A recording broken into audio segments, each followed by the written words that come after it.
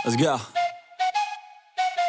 I got big dreams, I'ma do big things. Yeah, you see me on the big screen, looking so clean. I don't move slow, I move fast, right past anybody taking life for granted. Yeah, that's too bad. I'd be grateful for everything that I have. You only got this life, you don't get it back. Make the most of it, become the best that I can. Everybody look at me, I got a plan. Pecco Bagnaia tegaskan, Ducati tak anak emaskan Marc Marquez. Kami diperlakukan setara. Musim MotoGP 2025 menjadi salah satu periode paling kontras dalam karier Francesco Pecco Bagnaia.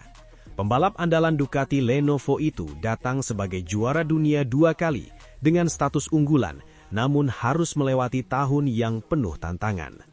Motor Desmo Sedici GP25 yang diharapkan menjadi senjata pamungkas justru tak selalu bersahabat dengannya. Di awal musim, Pecco masih mampu mencicipi podium dan menjaga asa, tetapi memasuki paruh kedua kompetisi, performanya kian merosot dan kesulitan itu semakin nyata.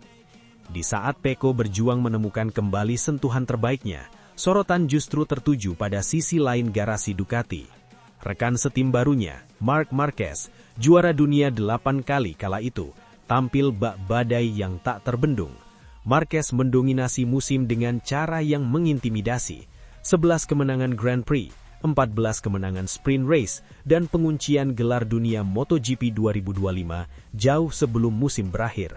Kepastian itu datang di GP Jepang, dengan masih tersisa 5 seri, sebuah pencapaian yang kembali menegaskan statusnya sebagai salah satu pembalap terhebat sepanjang sejarah. Perbedaan performa yang begitu mencolok itu pun memicu spekulasi.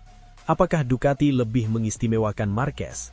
Apakah Pecco, sang juara bertahan, mulai tersisih di rumahnya sendiri? Isu-isu semacam itu kerap menghiasi paddock dan media, namun Bagnaia dengan tegas menepis anggapan tersebut. Di luar lintasan, hubungan Pecco dan Marquez justru berjalan jauh dari kata panas. Tidak ada gesekan, tidak ada drama internal, dan tidak ada perang dingin yang biasanya muncul ketika dua bintang besar berada dalam satu tim. Pecco mengakui bahwa ia memang bukan tipe pembalap yang mudah berteman dengan semua orang, namun profesionalisme selalu menjadi pijakan utamanya. Saya tidak pernah mengklaim bahwa saya berteman dengan semua orang, tetapi saya berhubungan baik dengan semua orang dan tidak pernah memiliki masalah besar di masa lalu, ujar Pecco. Dengan pembalap yang memiliki karisma khusus seperti Marquez, selalu ada dua kemungkinan, entah konflik langsung muncul, atau kami dengan cepat menemukan cara untuk saling memahami.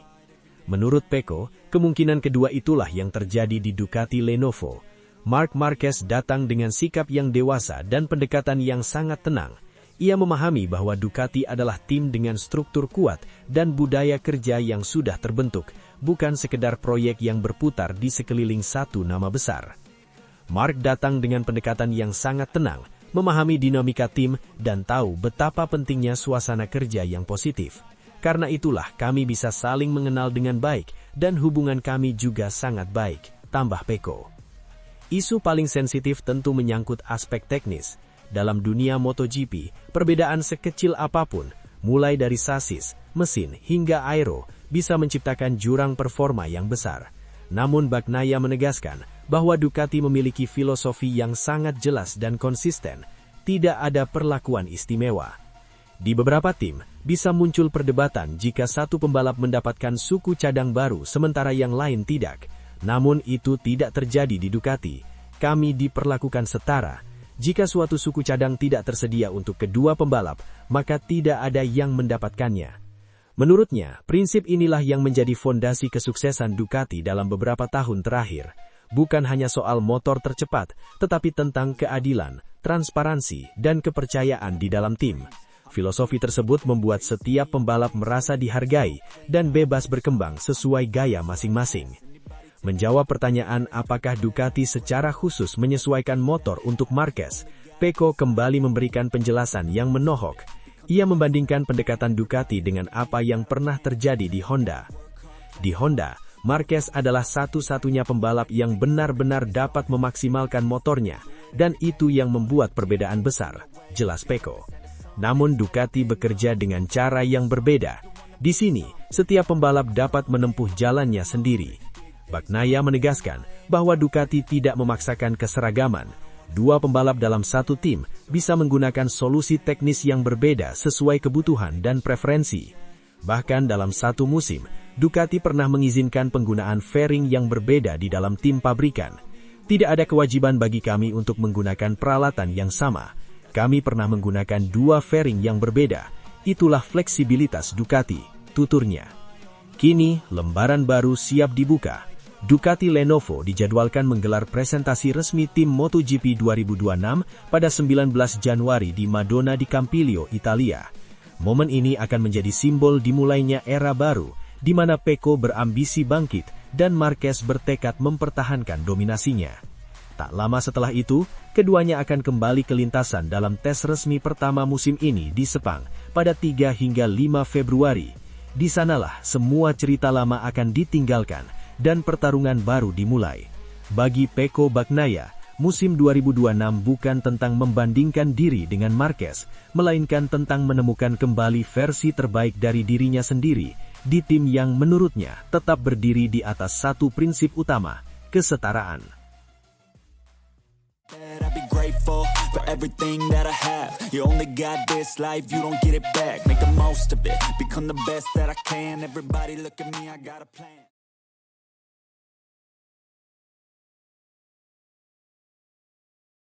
Everybody look at me, I got a plan. Murid Valentino Rossi akui Marc Marquez adalah jimat keberuntungan Ducati. Kehadiran Marc Marquez di garasi Ducati Lenovo tak sekadar menambah deretan bintang di MotoGP. Bagi Franco Morbidelli, pembalap Pertamina Enduro VR46 yang juga murid langsung Valentino Rossi, sosok Marquez adalah lebih dari sekadar rekan satu pabrikan. Ia menyebut The Baby Alien sebagai jimat keberuntungan Ducati, figur yang mampu mengubah atmosfer tim, cara kerja teknisi, hingga mental para pembalap di sekitarnya. Pernyataan itu bukan pujian kosong. Morbidelli menilai Marc Marquez adalah paket paling lengkap yang bisa dimiliki sebuah tim MotoGP modern. Kombinasi teknik berkendara tingkat dewa, keberanian ekstrim, serta kematangan mental yang ditempa dari pengalaman panjang membuat Marquez berdiri di level berbeda dibanding pembalap lain di grid. Memiliki seorang juara seperti Marc mendorong Anda untuk melampaui batas kemampuan, ujar Morbidelli, dikutip dari Motosan. Dia melakukan hal-hal luar biasa dengan motornya. Ucapan itu terasa semakin bermakna setelah Marc Marquez mengunci gelar juara dunia MotoGP 2025. Gelar tersebut menjadi yang ketujuh baginya di kelas Premier, sekaligus menegaskan bahwa masa sulit akibat cedera dan keterpurukan bersama Honda telah sepenuhnya ia tinggalkan. Bersama Ducati, Marquez seolah menemukan kembali habitat alaminya, motor kompetitif, tim solid, dan ruang untuk mengekspresikan bakat mentahnya. Bagi Ducati, kehadiran Marquez ibarat magnet. Ia menarik standar kerja seluruh tim ke level tertinggi. Setiap data telemetri dianalisis lebih dalam, setiap detil kecil diperhatikan dengan ekstra serius. Bukan karena tekanan negatif, melainkan karena semua orang tahu, jika Marquez bisa memaksimalkan potensi motor, maka Ducati Desmosedici memang memiliki kapasitas untuk menjadi yang terbaik. Morbidelli merasakan efek itu secara langsung. Sebagai pembalap satelit Ducati, ia melihat bagaimana filosofi pabrikan asal Borgo Panigale begitu terbuka terhadap masukan pembalap. Tak ada hierarki kaku, tak ada ego berlebihan. Semua suara dihargai, baik dari juara dunia 7 kali maupun pembalap tim pelanggan. Ducati selalu terbuka menerima masukan. Itu adalah filosofi yang saya dukung, ujar Morbidelli. Menurutnya, pendekatan seperti ini membuat pembalap merasa dilibatkan sepenuhnya dalam proses pengembangan motor, bukan sekadar pengguna di lintasan. Namun Morbidelli juga menyadari bahwa kehadiran Marquez membawa standar baru yang tak mudah diikuti. Musim 2025 menjadi pengingat bahwa MotoGP adalah arena tanpa kompromi. Pembalap asal Italia Brazil itu harus puas finish di posisi ke-7 klasmen akhir dengan koleksi 231 poin. Ia hanya 2 kali naik podium, jauh dari ekspektasi yang dibebankan pada Ducati. Meski begitu, Morbidelli tak melihat musim tersebut sebagai kegagalan mutlak. Justru, ia menganggapnya sebagai fase pembelajaran di tengah persaingan yang semakin brutal. Dominasi Marquez dan ketatnya persaingan di papan atas membuat margin kesalahan menjadi nyaris nol. Ketika ada pembalap seperti Marc di grid, Anda dipaksa menjadi versi terbaik dari diri sendiri. Kalau tidak, Anda akan tertinggal, ungkap Morbidelli dalam kesempatan berbeda. Pernyataan ini menarik, mengingat Morbidelli adalah murid Valentino Rossi, ikon yang selama bertahun-tahun menjadi rival terbesar Marc Marquez. Namun rivalitas masa lalu tak menghalangi Morbidelli untuk memberikan pengakuan jujur. Baginya, Marquez adalah referensi tertinggi tentang bagaimana seorang pembalap seharusnya memaksimalkan peluang, membaca balapan, dan bertahan dalam tekanan ekstrim. Kini, MotoGP memasuki masa jeda musim dingin. Para pembalap menikmati waktu istirahat sebelum kembali ke rutinitas padat dan penuh risiko. Tes pramusim akan menjadi titik awal baru, dimulai di Sepang, Malaysia pada 3-5 Februari 2026, lalu berlanjut ke Thailand pada 21-22 Februari 2026.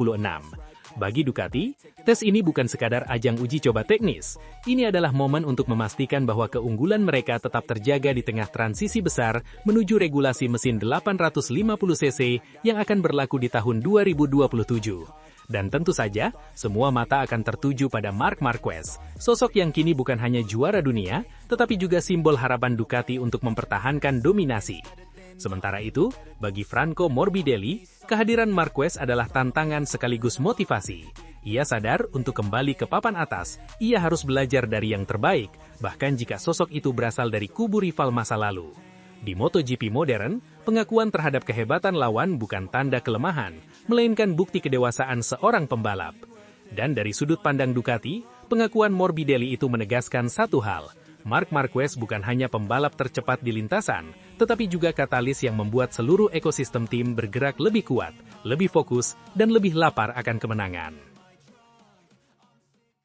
I'd be grateful for everything that I have. You only got this life, you don't get it back. Make the most of it, become the best that I can. Everybody look at me, I got a plan.